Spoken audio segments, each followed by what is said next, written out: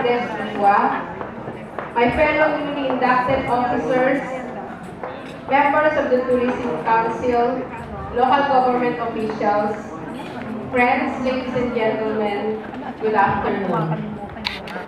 We have seen a very comprehensive report of Director Diwa, where we saw all the different tourist spots in our region.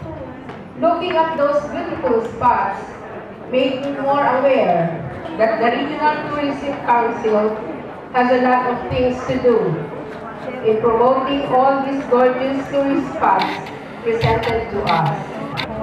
We also heard the inspiring message of our Honorable Secretary, and with the help and support of our local government unit, let's make our Regional Tourism Council a council to depend on, so that our region too will be known all over the country as well as the whole world.